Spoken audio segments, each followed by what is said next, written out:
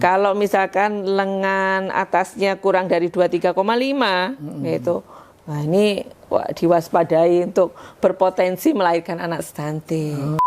Mencegah itu kalau sudah ibu hamilnya terlambat. Jadi kita cegahnya dari hulu. Saat remaja itu sudah kita persiapkan itu gitu. Untuk kehidupan mereka memahami remaja-remaja itu ada satu program genre namanya stunting itu adalah hal yang sensitif begitu loh. Artinya mungkin ada kader kami, kader BKKBN yang menyampaikan, Bapak atau Ibu, anak Ibu itu stunting, gitu marah, kan? Bu, ya? Bisa marah betul ya. Ya. Jadi Bu, ini saya ditutupi lawang. Ya.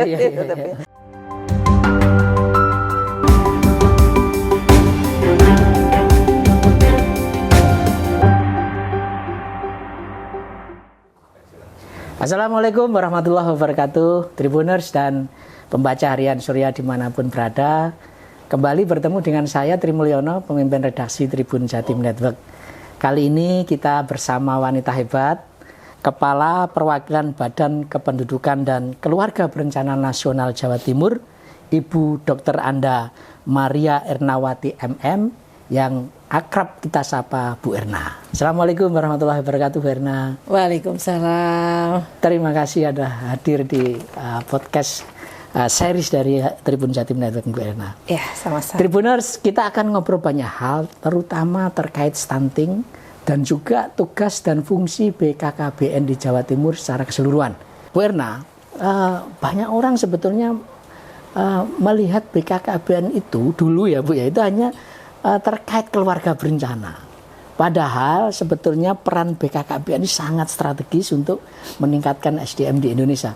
Kira-kira bisa dijelaskan Bu, di-remind pada kami Bu, apa sih tupoksi tugas dan fungsi pokok di BKKBN Bu? Monggo silakan Bu Erna. Baik, terima kasih. Apa kabar Tribuners? Iya. Jadi BKKBN memang lahirnya dulu adalah untuk pendampingan terhadap pasangan usia subur saja. Namun dengan diterbitkannya Undang-Undang 52 tahun 2009 gitu, maka BKKBN ini mempunyai amanah yang luar biasa besar gitu. Yang pertama adalah bagaimana BKKBN ini mewujudkan penduduk tumbuh seimbang. Itu. Yang kedua, BKKBN itu juga mendapatkan amanah dari undang-undang ini untuk mewujudkan keluarga yang sejahtera dan berkualitas. Nah, tentu saja dalam mewujudkan dua hal besar tersebut, banyak strategi yang dilakukan oleh BKKBN. Pendekatannya adalah tetap pada keluarga. Jadi bukan pasangan usia subur lagi, tetapi pada keluarga. Dan untuk mencapai target tersebut, maka BKKBN ini mempunyai satu program yang namanya Bangga Kencana. Apa itu, Bu? Bangga Kencana itu akronim ya, kalau kepanjangannya Pembangunan Keluarga, Kependudukan, dan Keluarga Berencana. Di mana pembangunan keluarga ini kita disyaratkan untuk memenuhi yang namanya keluarga tadi sejahtera, berkualitas, melalui kelompok-kelompok kegiatan. Kemudian kependudukan. Kependudukan ini bukan dalam artian administrasi, tetapi kualitas penduduk yang menjadi topik atau bahasan dari tupoksinya BKKBN. Dan terakhir keluarga berencana, saya kira ini sudah pada tahu begitu ya, bahwa BKKBN itu kalau dulu taunya BKKBN is alat kontrasepsi ya kan. Nah, sekarang masih tetap ada, tetapi ada dua pengembangan. Itu disingkat Bangga Kencana. Bu Erna, salah satu indikasi dari suatu kemajuan bangsa itu adalah sumber daya manusia ya Bu ya. Saya kira itu sebesar apapun sumber daya alamnya, sebesar apapun potensi, kalau SDM-nya rendah, maka ini juga akan mempengaruhi pertumbuhan suatu negara. Nah, peran BKKBN lebih rinci terkait SDM itu apa aja, Bu? Ya, saya setuju sekali kalau SDM itu sangat berperan penting. Jadi sumber daya alam kalau tidak bisa dikelola dengan SDM yang baik juga percuma kan. Iya. Nah, kemudian SDM ini juga selain sebagai objek begitu ya dari pembangunan adalah subjek juga. Nah, pelaku pembangunan. Oleh karena itu tadi sudah saya sampaikan amanahnya BKKBN, maka BKKBN ini akan memberikan pendampingan kepada seluruh anggota keluarganya. Karena yang namanya sasaran keluarga, dalam keluarga itu kan terdiri dari ada anak, ada orang tua, begitu kan. Nah, siklus hidup ini harus kita dampingi, harus didampingi oleh BKKBN. Maka BKKBN ini membentuk kelompok-kelompok kegiatan sesuai dengan siklus hidup manusia. Jadi ada bina keluarga balita. Keluarga-keluarga yang mempunyai balita itu kita bina supaya keluarga ini bisa optimal dalam mengasuh tumbuh dan kembangnya balita. Kemudian ada bina keluarga remaja. Keluarga yang mempunyai remaja tentu saja akan kita bina supaya itu tadi, jadi mendampingi remaja itu supaya bisa lebih berkehidupan, mempunyai rencana kehidupan ke depan. Kemudian bina keluarga lansia, karena ada lansia juga nih. Jadi lansia juga tetap kita dampingi. Kemudian tentu saja untuk kesejahteraannya maka BKKBN membentuk namanya UPPKA, Usaha Peningkatan Pendapatan Keluarga Aseptor. Nah itu. Khusus balita Bu, karena pemerintah sekarang gencar untuk menurunkan tingkat prevalensi balita stunting ya. Dan Jawa Timur masih di angka 19% sekian gitu ya Bu. Dan tentu Bu Erna pasti berharap ini akan terus turun ya. Apa Bu yang dilakukan untuk menurunkan tingkat prevalensi stunting di Jawa Timur ini? Iya, jadi kembali bahwa BKKBN itu selain amanah undang-undang ternyata di tahun 2021 mengemban amanah lagi dari pemerintah Republik Indonesia. Pak Presiden, Pak Jokowi memberikan amanahnya melalui Perpres 72 tentang percepatan penurunan stunting. Dikatakan percepatan itu karena ada jangka waktunya di tahun 2021 sampai 2024 kita harus turun menjadi 14% angka prevalensinya. Nah, di Jawa Timur sendiri tahun 2022 alhamdulillah ini juga berkat teman-teman media termasuk Tribun ini luar biasa untuk blow up isu-isu stunting ini sehingga masyarakat itu paham gitu tentang stunting. Nah, ini sudah turun 4,3 poin. Jadi 2021 itu kita masih di prevalensi 23,5. Alhamdulillah hasil SSGI 2022 kita 19,2. Dan ini kira-kira target 2024 bisa 14% ya Bu ya, insya Allah. Kalau melihat penurunannya 4,3 poin, saya optimis dan lagi selain itu dukungan dari pemerintah daerah baik tingkat provinsi maupun kabupaten kota itu luar biasa. Jadi secara regulasi pemerintah provinsi dan kabupaten kota itu sudah membentuk yang namanya tim percepatan penurunan stunting. Ini yang terdiri dari lembaga, instansi, kemudian pihak swasta, masyarakat, media, perguruan tinggi itu sudah terlibat dalam satu tim ini. Nah ini sudah dapat dukungan dari Bu Gubernur dan Bapak Ibu Bupati di 38 kabupaten kota sudah ada. Bu Erna, sebetulnya kita ngomong stunting, kadang kita tidak semuanya tahu Bu. Sebetulnya stunting itu apa dan kenapa itu penting untuk meningkatkan SDM penduduk Indonesia gitu Bu. Bisa dijelaskan? Jadi stunting itu sebenarnya satu kondisi gagal tumbuh kembang anak gitu ya. Pada 1000 hari pertama kehidupan, 70 hari saat di dalam kandungan, dan sisanya 730 hari pasca persalinan atau melahirkan, atau sekitar 2 tahun. Nah, yang namanya gagal tumbuh itu kan tumbuh itu ke fisiknya ya, fisik ya. Nah ini si balita ini tidak bisa bertumbuh secara optimal secara fisik, alias pendek. Tetapi yang pendek belum tentu stunting loh, karena di situ ada tingkat kecerdasan yang juga harus diukur begitu. Kalau yang pendek jadi saja ukurannya stunting, adalah fisik, tapi juga tingkat intelijensi si anak itu ya. Si anak itu betul. Nah karena itu tentu saja kita berharap kepada masyarakat itu ya, artinya dipahami stunting itu bukan penyakit. Stunting itu adalah satu kondisi yang ya kurang nutrisi lah kepada anak-anak, kurang gizi lah gitu. Tapi kronis gitu. Lah itu secara teknis Bu, apa Bu yang program-program yang telah dijalankan BKKBN Jawa Timur bersinergi dengan pemerintah kota kabupaten Bu untuk menurunkan prevalensi stunting itu? Iya, sebenarnya sudah ada acuan dari pusat, baik itu melalui Stranas, kemudian ada kebijakan dari Perpres, kemudian turun lagi Kepala BKKBN RI itu Pak Hasto sudah menurunkan yang namanya Ranpasti, rencana aksi nasional percepatan penurunan stunting. Jadi namanya Ranpasti.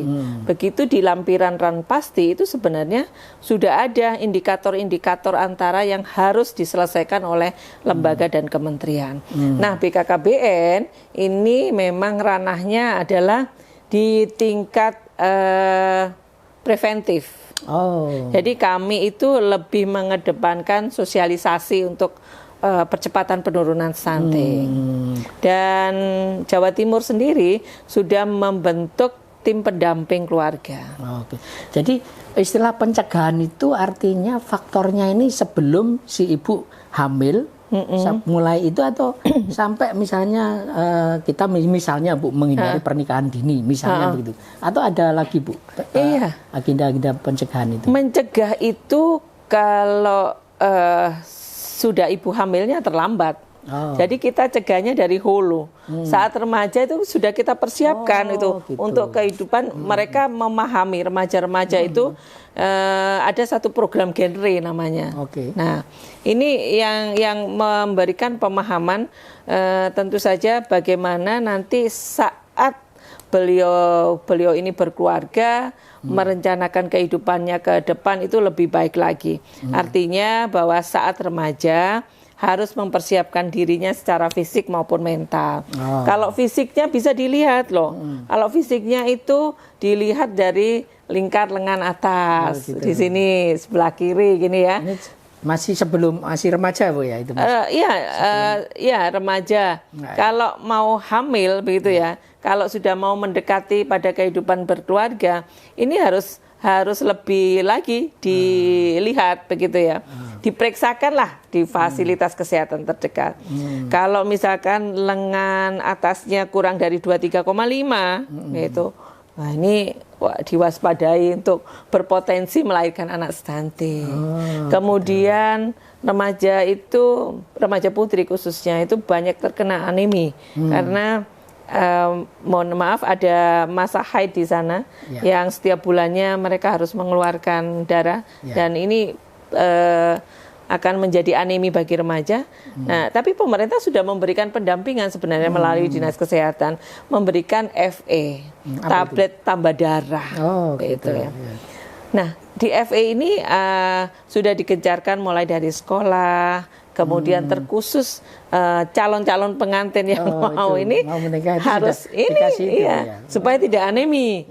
Jadi saat hamil sudah tidak anemi. Kemudian kami berharap bahwa remaja-remaja calon pengantin ini bisa untuk memeriksakan dirinya ke fasilitas kesehatan untuk mengetahui indeks massa tubuhnya tinggi sama berat. Nah, kemudian BKKBN ini sudah memantau melalui alat digital. Apa itu caranya? Elektronik siap nikah dan siap hamil atau yang kita singkat LCMIL. Jadi kalau orang mau menikah gitu ya, Pak Hasto juga sudah menyarankan menikah.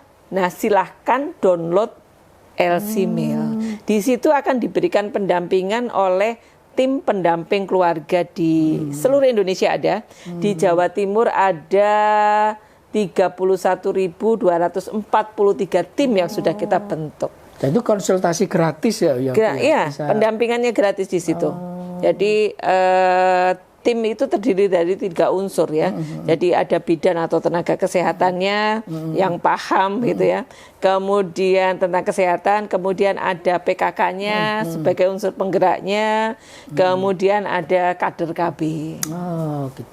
Berarti Bu ya, program-program BKKBN ini yang awalnya memang ini tidak hanya ditujukan untuk menurunkan tingkat prevalensi stunting, tapi juga untuk keseluruhan. Misalnya untuk angka kematian ibu dan bayi begitu ya, betul. Bu ya? Kalau kita sudah merencanakan dan ada persiapan untuk kehamilan dan kelahiran, tentu saja si ibu ini kan pasti lebih care gitu dengan kondisinya.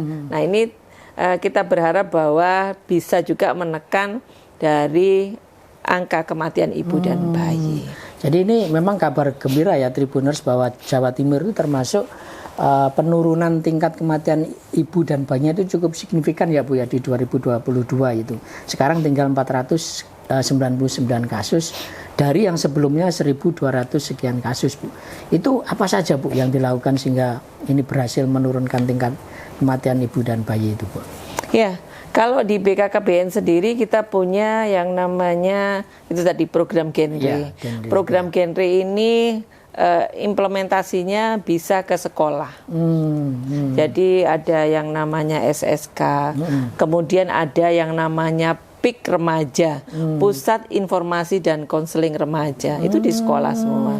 Kemudian ada juga yang berbasis masyarakat, misalnya di Karang Taruna, itu bisa juga ada PIK. Gitu ya, nah seperti itu, sehingga remaja-remaja kita berharap bahwa terpapar edukasi lah untuk bagaimana dia merencanakan kehidupannya yang lebih baik lagi, yang lebih sehat lagi. Bu Erna, selama sekian tahun memimpin, mengawai lah ya BKKBN, ada nggak Bu kenangan tak terlupakan yang pernah dialami ketika bertugas ini? Kan tantangannya macam-macam ya Bu, yang ngadepi pernikahan dini, ngadepi ibu hamil yang mungkin sensitif gitu. Pernah nggak Bu ada satu pengalaman yang tak terlupakan selama bertugas di BKKBN? Pengalaman yang tak terlupakan itu saya pernah komunikasi dengan keluarga, gitu ya.